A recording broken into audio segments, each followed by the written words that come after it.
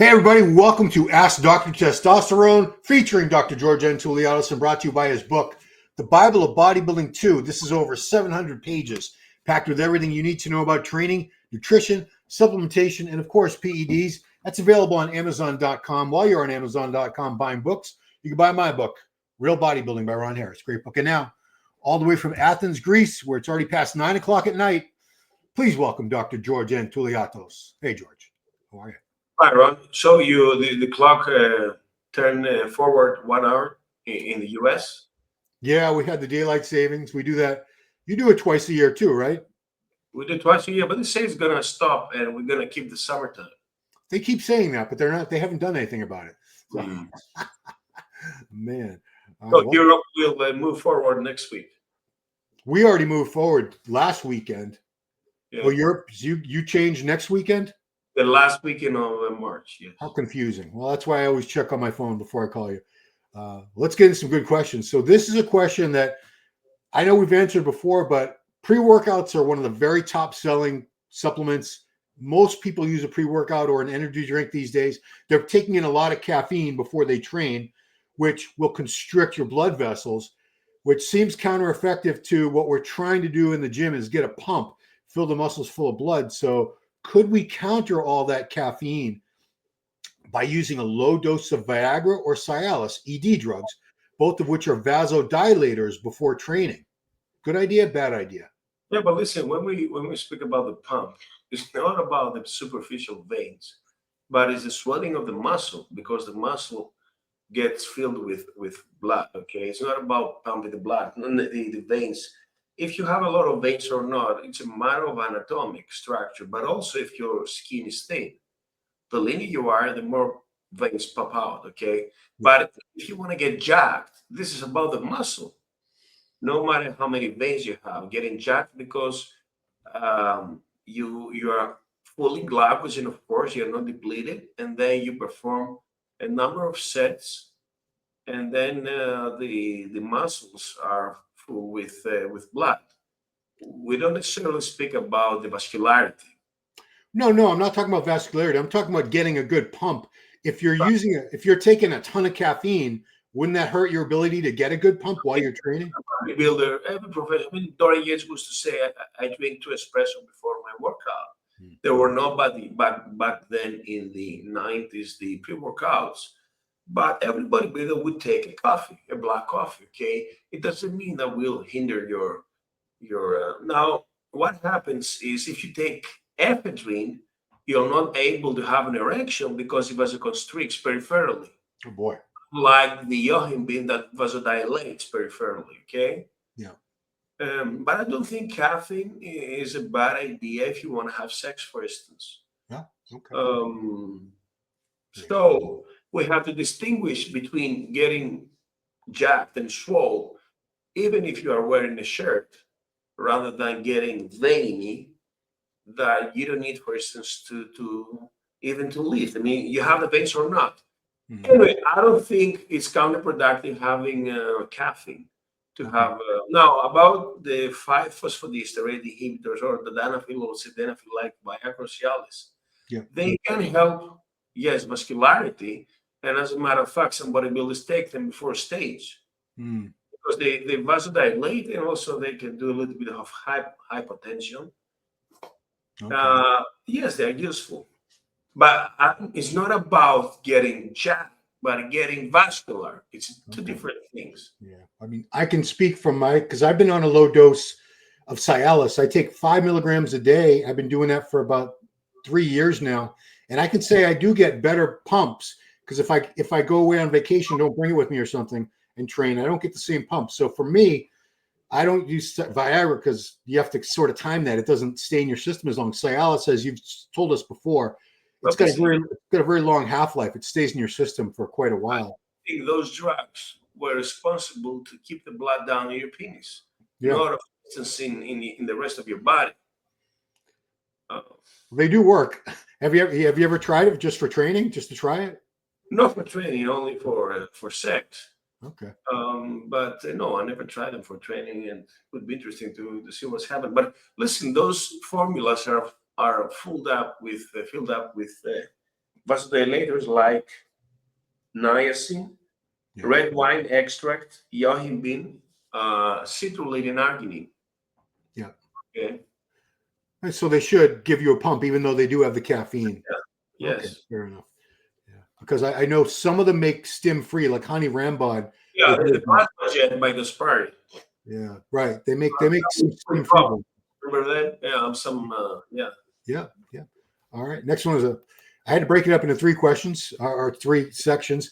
The latest rave for the gurus seems to be Masteron and/or Primo plus test and growth hormone for gaining muscle. I find that odd, since my understanding is that one would be better off with something like Test Nandrolone or EQ plus GH. I see a lot of drawbacks from Mastron and Primo. They're DHT derived, so they melt one's hair away and don't offer the same muscle building potential as Nandrolone equipoise. Am I correct, or am I misunderstanding something? So the DHT derivatives are not very good muscle builders in terms that they don't lead to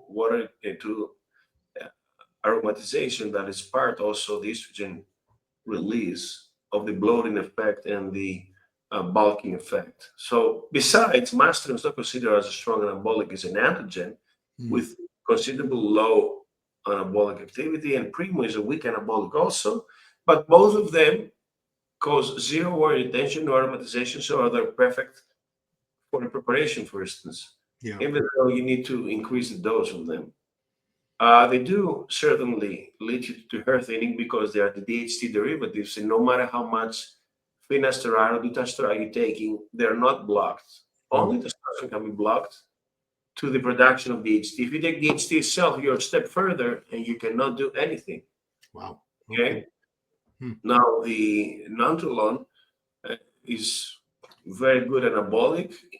In the paper, I mean, in Bill Welling's book, it's even more anabolic than Equipose.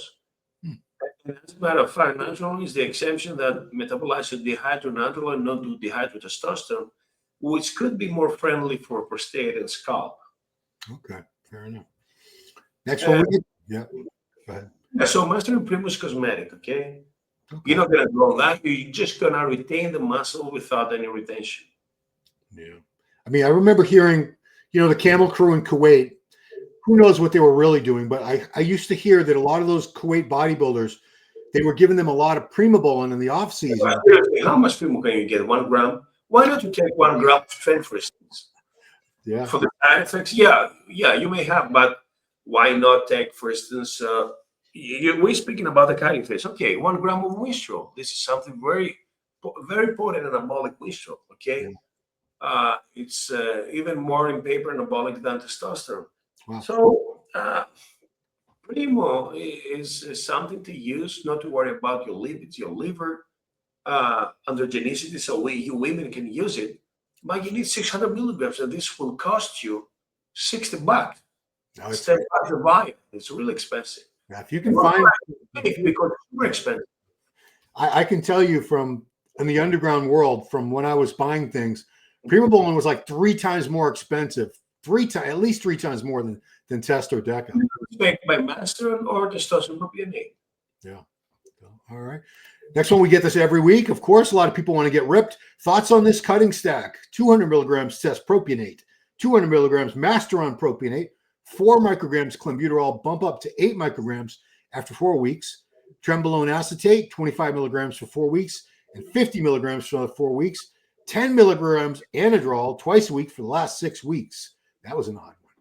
I would substitute anandrol with Winstrol or Anavar or even Halotest in the last 2 weeks. Okay. Yes, you can substitute testosterone with Masteron because it does not convert to estrogen while testosterone aromatizes, but gives a different fullness. Testosterone makes your muscles fuller rather than Masteron. Yeah. Because it holds water, okay, intramuscularly, and you have this roundness and this volume. Yeah. The clenbuterol dose looks very low to me. 4 micrograms and then 8. Those are very low. I mean, if it's every other day, yes, it's good. But if it's once a week, 200 is nothing. I mean, back when I haven't taken clen in a few years, but I was going up to I would take 100 micrograms a day. I would break it up, but I would go up to like 100. Those clenbuterol from Bulgaria, the Sopharma, were 20 micrograms each pill. So I've reached 100. I've reached 6 pills a day. Yeah. Yeah. So 120. Yeah. But you know, your headaches start to be annoying. You know. True. It's true. very My hands used to be like this too. But the last thing I want to say is that 10 milligrams of anandrol twice a week. That's such a low dose. Anandrol usually comes in 50 milligram tabs. And but also, yeah. I've heard rumors that Olympia competitors use it the week of depletion, which is actually 1 or 2 weeks before, to keep this fullness. Yeah. I'm not sure, but well, you need to be super lean, okay, for that. Right. I mean, I've talked to guys about that, and they were using 200 to 400 milligrams a day of anandrol when they were depleting to keep the fullness. So that's a lot. Told me that somebody was using 12 anandrol a day, and was an Olympic competitor and Arnold Classic winner. Wow. If your liver can sustain that. Oof. Yeah. I mean, good luck. All right. Next one is I'm 53. My blood sugar is on the border, and I'm a hard gainer. So to control it, I usually take 5 IU insulin and 500 milligrams metformin with my post-workout shake. What's the doctor's take on that? Is it safe? I think metformin is more important than insulin. So you can use insulin. Post-workout will do the job. All right. And we use metformin for insulin sensitivity, but it's very mild, my hypoglycemic compared to insulin. Okay. Yeah. Okay. All right. We got one last question. This is something you don't hear about that often. Digestive enzymes, are they still good for you? No one talks about them anymore. Well, there's some protein powders that they use them for better assimilation, digestion, to avoid the gas. Okay. And also some of them have also probiotics, lactobacillus, for instance. Yeah. I don't find a reason why not to use them. I'm using probiotics along with my daily stack of vitamins and antioxidants and whatever pills I take for intestinal flora. And yes, you can digest much better. But if this, do you really need the digestion of the enzymes with whey powder that is very easily to be digested? I don't know. Perhaps a tricks. More likely to be used with casein, which is slow digester, or with beef or with egg protein, because whey, within half an hour, you're gonna eliminate it to the toilet, right? Yeah, probably. Very fast digested, yeah.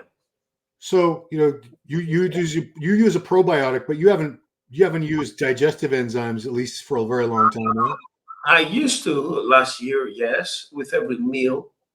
Okay.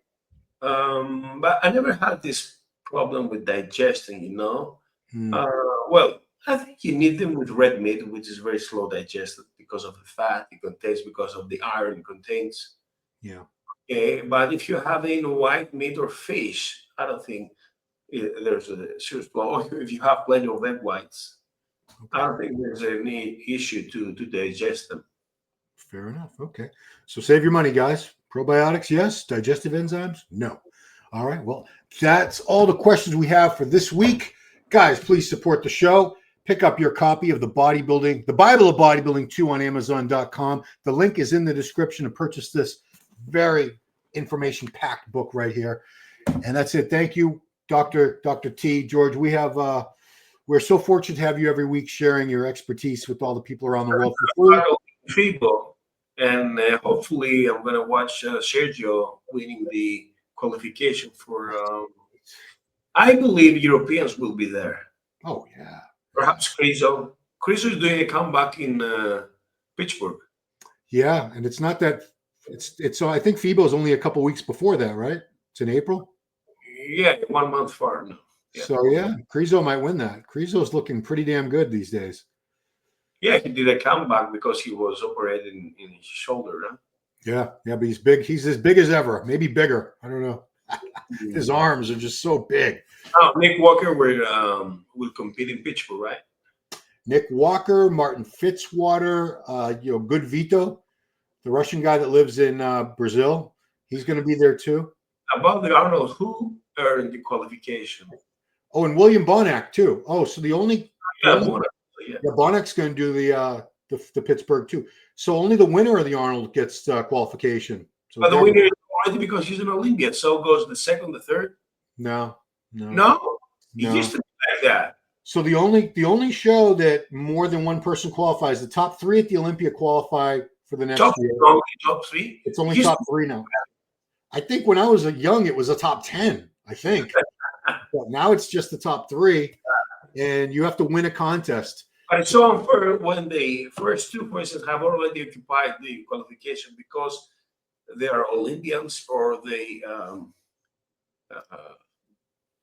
Yeah, but you know what's I know you follow U.S. politics and Donald Trump.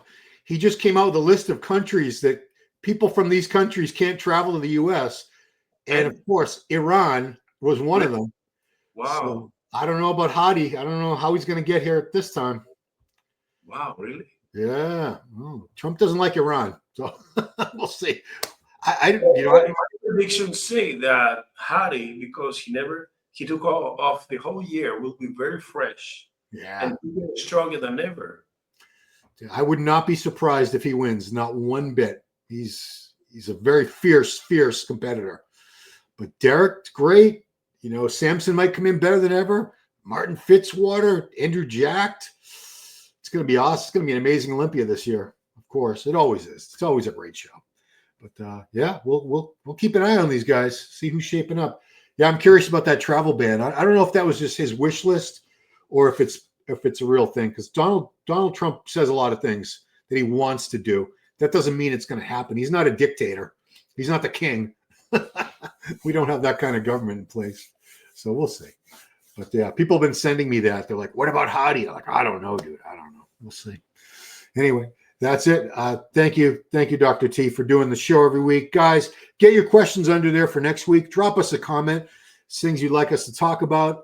Please share these videos so more people can get information, because we get a lot of the same questions every week. A lot of you have the same concerns. It's usually your hair, cutting cycles, gaining cycles, things like that. So please share these videos on your platforms. More people will get the knowledge and information that they need. And that's it. So thanks for watching Ask Dr. Testosterone. And we will see you right here